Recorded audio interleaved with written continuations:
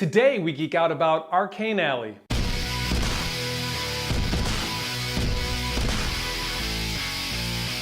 Hey guys, what's going on? It's Lee with Geek City USA here, and today we're going to talk about a game by Strange Space Games called Arcane Alley. Now, Arcane Alley is a game for 2 to 6 players in which you play wizard merchants who are peddling your wares on the black market, trying to sell off your stuff, make the most money, and get the least amount of infamy as you're collecting your sets and managing your tableau. So I'm going to take you over here, I'll give you a brief rundown on how the game is played, and we'll come back and I'll give you our thoughts on the game.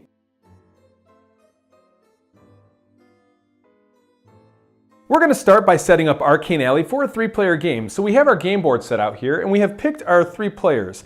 And what you'll start by doing is each player will put one of their score tokens at 25 gold. I'm just going to kind of put them around the 25 for right now, just because they are going to move as the game goes on. In addition, you will also put a score counter by 0 infamy, because everybody's going to start off with 0 infamy. And this, again, will change quite often as the game goes on. If you'd like, you could also at this time put the deck of cards as well as the skull tokens by the game board. And now we will start with the first phase, which is the stock phase. And when you start the stock phase, you're going to shuffle the deck, and then you will go ahead and deal each player 9 cards. And these cards will be dealt face down, so they are secret information for both the person who's receiving them as well as the other players in the game. The players may not look at these cards. Okay, now each player is going to put those cards in a 3x3 grid, and this is called the storehouse. Now you're going to keep these face down again because you don't know what these cards are, and neither do your opponents. And then after that, they will go ahead and flip over and reveal 2 of the cards in their storehouse. So randomly, we'll just pick these 2 here. Once all players do this, you will deal each player an additional 2 cards, and this will become their stash. Now, they can actually go ahead and look at these cards at any time, but they don't want to share this with their opponents. And finally, the last step of the stock phase is you will flip over the top card from the deck, and this will become the discard pile. And now we can move on to the sell phase. So here I have set up 3 players, so that way you can see how the sell phase works. Now, typically everybody's going to be on their own end of the table. You're not going to be sitting on top of each other, but just for the sake of presentation, I put everybody close together, and I also put the draw pile and the discard pile right in the center here, so that way you can see everything that happens at a glance. Now, players are going to take turns in the sell phase, one at a time, until the inspection phase is triggered. Now, the inspection phase is going to be triggered as soon as the first player ends their spell phase without any hidden items left in the storehouse. So in other words, if this player here were to end their turn and all of their cards were turned face up so you could see them, their next turn would be the start of the inspection phase.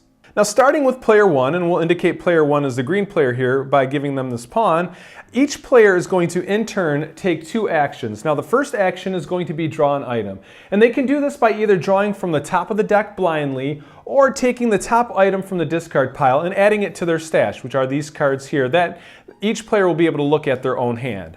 So in this case, player 1, who currently has a 3-headed coin and a bubbling cauldron, will go ahead and take 1 card off the top of the deck here, and now they have a crystal ball. And now, based on this player's hand, they can choose to either play a card into one of the spaces in their storehouse or to discard the item. If you play a card and it has this icon on it, that means you do what it says as you play it. So in this case, you would gain 1 skull token, which goes for the infamy, and then peek at any 1 hidden item in your storehouse. So if I were to play this card, I would then be able to look at 1 card in my storehouse. Now, also, if the card that you play completes a set. Now, what a set is having 3 in a row. So for example, here we have 2 floating carpets.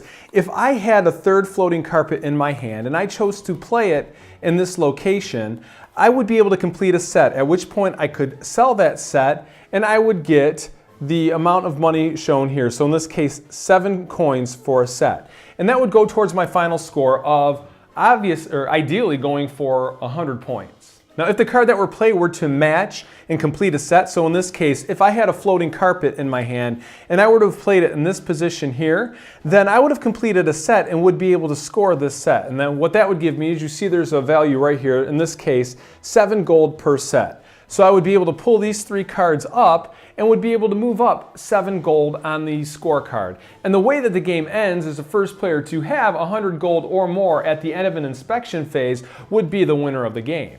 Now there are also icons here. If you look right here at the bottom, that yellow means that if you were to complete a set, once you pull your set off, you get to do this action. So in this case, place the top item of the deck in your stash. So if I were to have completed a set with these 3 cards, I would be able to take the top card of the deck here and put it into my stash.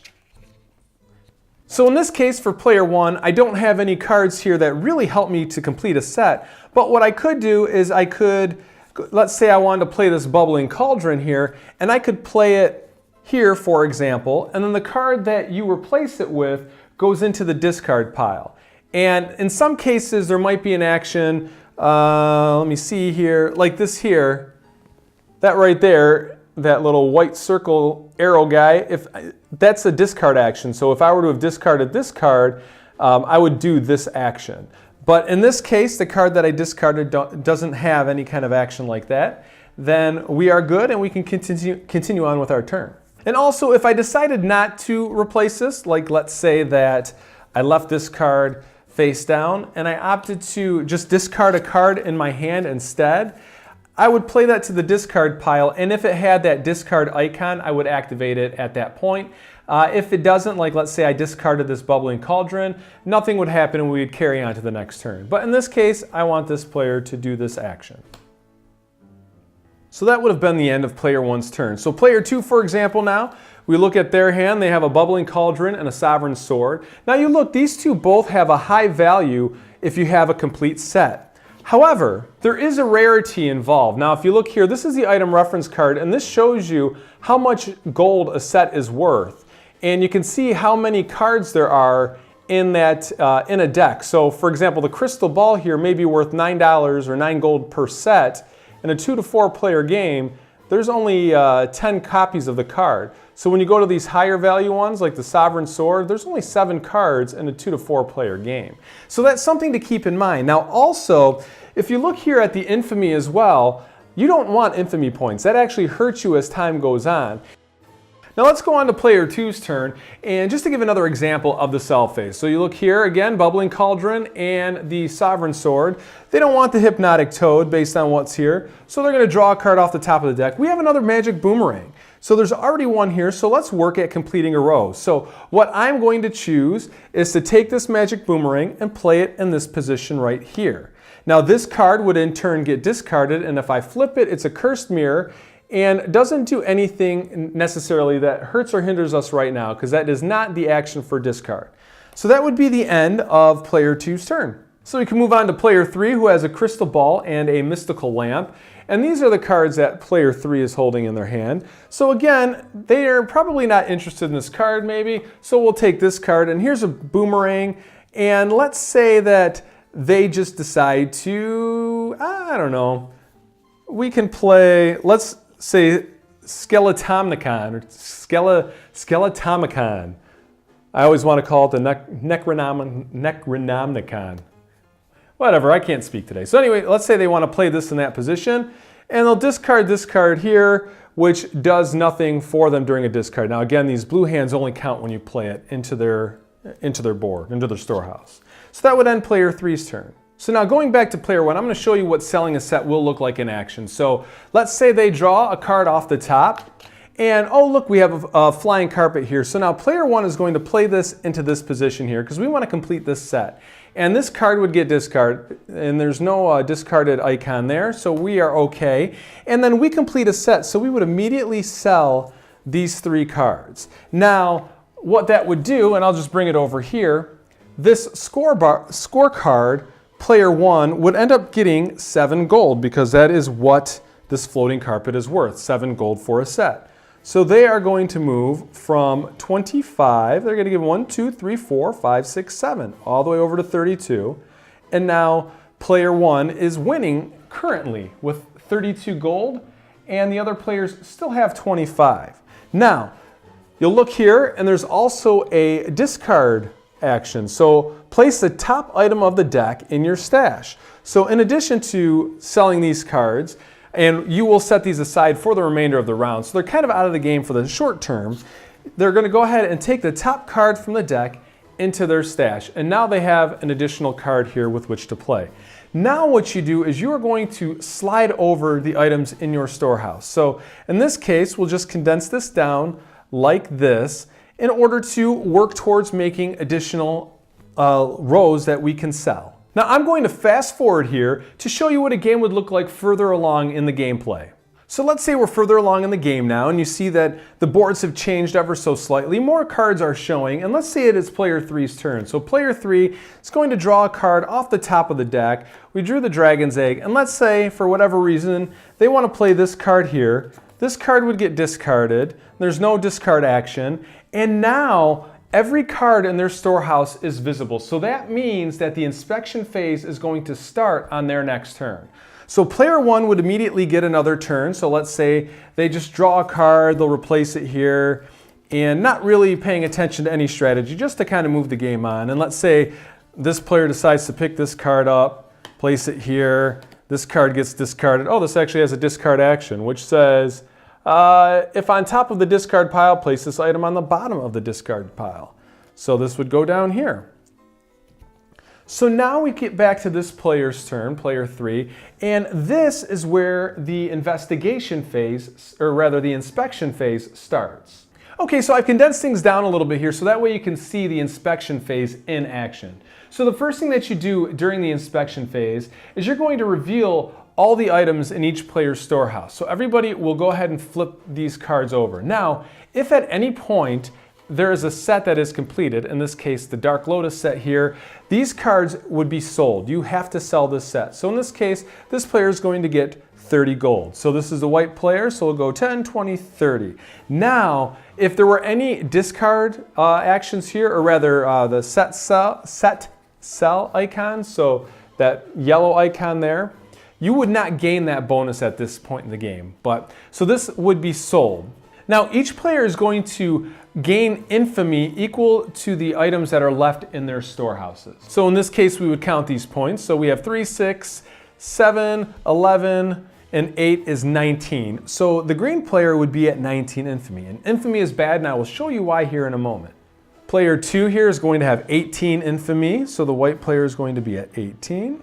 And then the third player is going to have 10, 11, 12, 13, 14, 18, 19, 20, 21 infamy, which is again very bad. Because at this point, if the player who caused the inspection phase to start, in this case player 3, if they did not gain the least amount of infamy, or at least tied for the least amount, they are going to gain an extra 10 infamy. So in this case, player 3 ended up with the most infamy. So now we'll give player 3 their penalty of 10 infamy. So we'll go 1, 2, 3, 4 brings us to 0, at which player 3 is going to get 1 infamy token.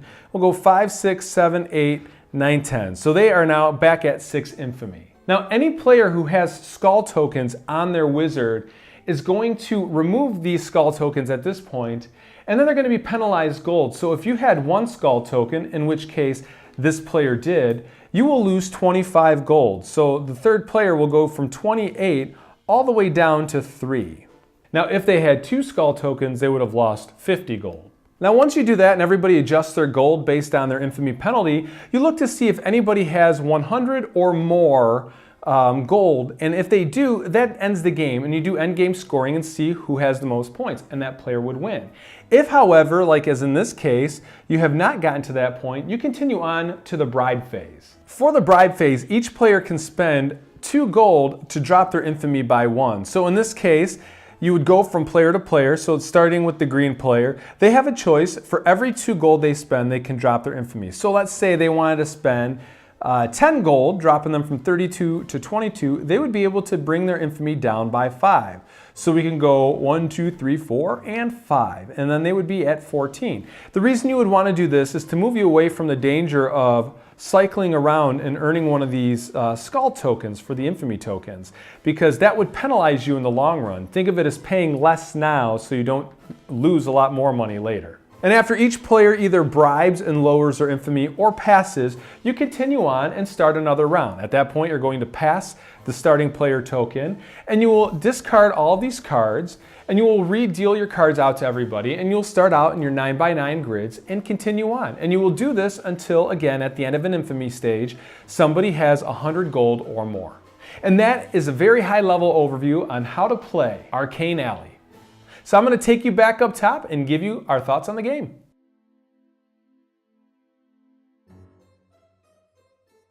All right, guys, that was Arcane Alley. So let me start by saying that was a prototype copy of the game, but definitely check out the Kickstarter for what the final version will look like. That prototype was a very high quality, but in the event that there's any changes, definitely go there to see what those may be. So let me start with the gameplay on this game. So Arcane Alley was a game that was really simple to learn. It was something that we were able to play with gamers young and old. It was one of those games that really did meet the gambit of the age range.